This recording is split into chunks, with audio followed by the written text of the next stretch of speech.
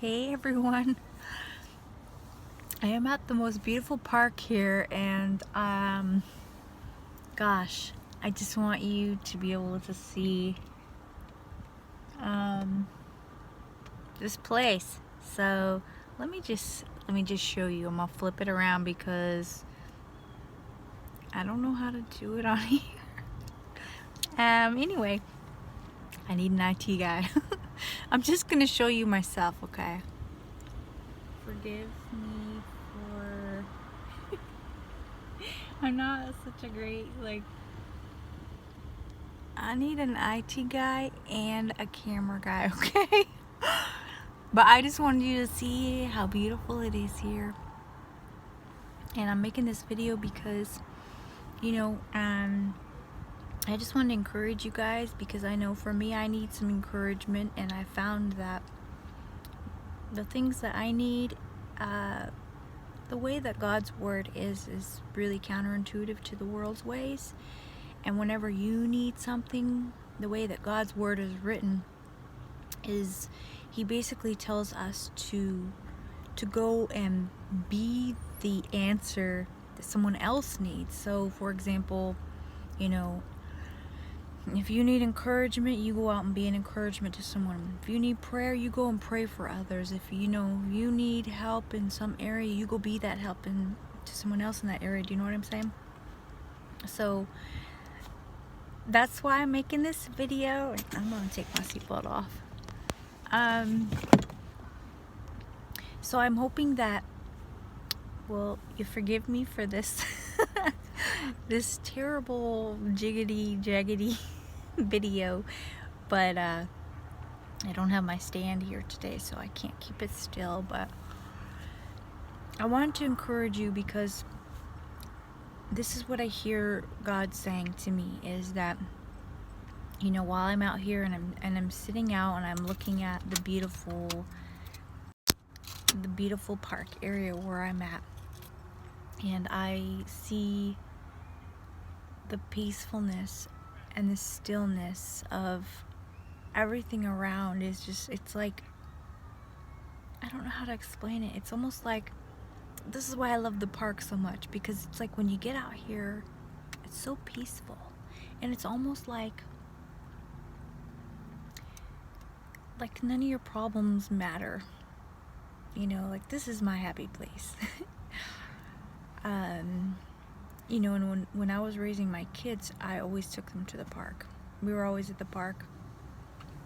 This is something that I've always enjoyed, and I think it's because it's like you can connect with God.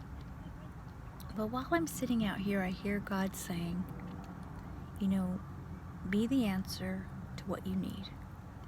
And he's reminding me that his ways are counterintuitive to this world's ways. Like, the world tells you, if you need something, go out and get it. Go out and charge up your credit card and get that thing, and get it right now, like overnight. Amazon will be on your front step tomorrow. But God says in his word that he says, I am your provider. And he says that,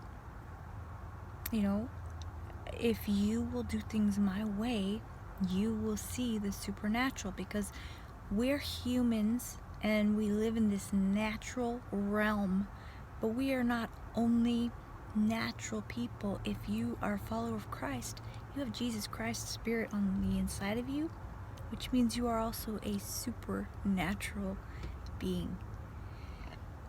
Excuse me. And with that being said, this is how God works. He says, if you need something in your life, go and be the answer for that need in someone else's life. And it reminded me of the story remember about Elijah and the widow woman, where, God had been providing for Elijah, and the verses say that the brook dried up. So basically, in my mind, it's like, okay, your season is up. We're moving on to the next place, wherever God's provision is next. And it's like, the encouragement that I got from it was that God told Elijah to go. He said, the brook here is dried up. Go to, I don't know what it's called, Zephanath, something like that. Y'all know the name of it. Don't judge me on the pronunciation.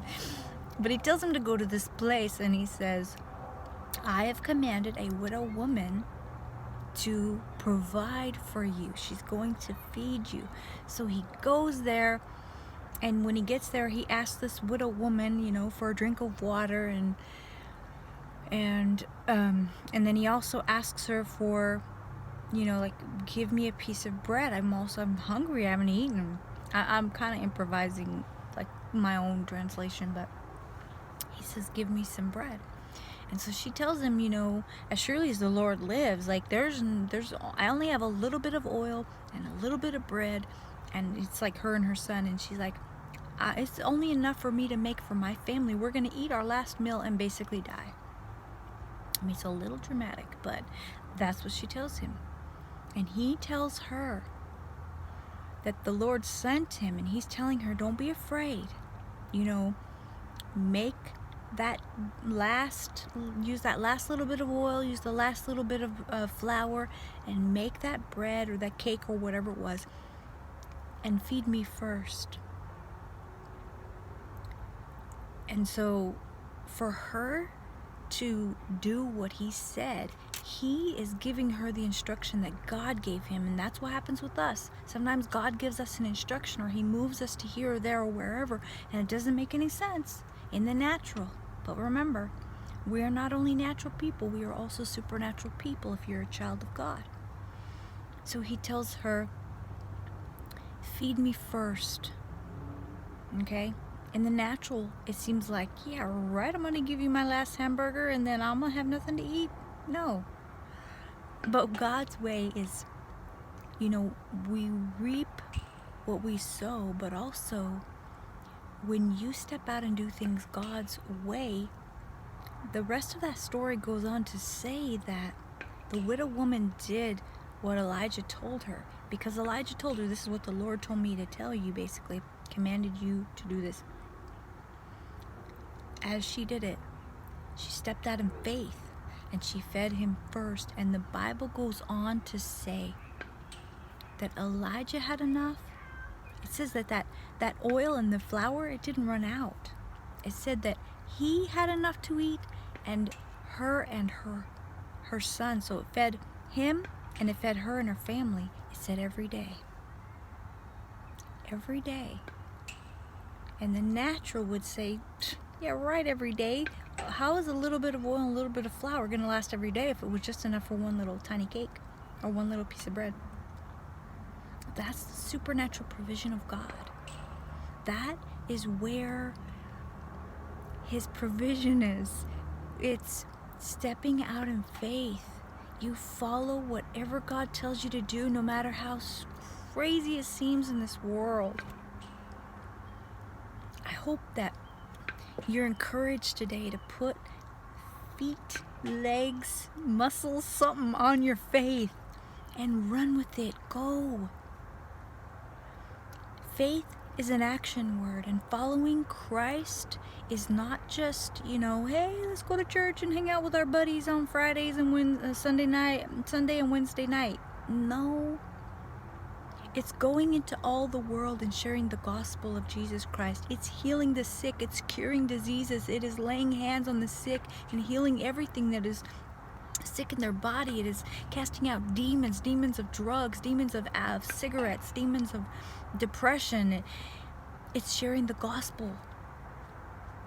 It's all of those things that are counterintuitive to what the world says, even what the churches are saying.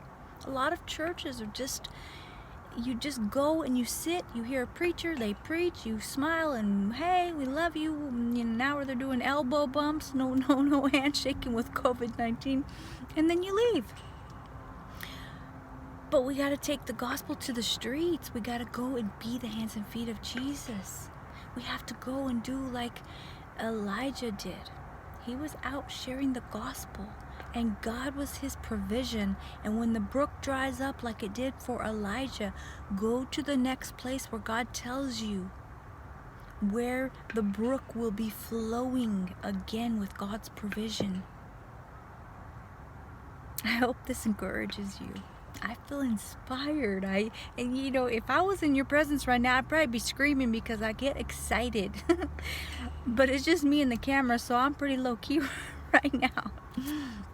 And besides the fact that I need a camera guy and an IT guy, it's a very beautiful day out here. Anyway, I want to encourage you to be the answer that you need for someone else. Go be the encourager for someone. If you need encouragement, it's going to come back to you.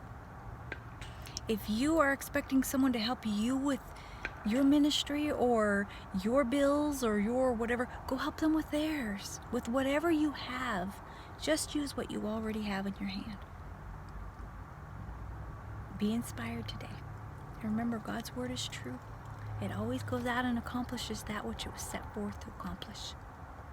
I'll see you guys in my next video.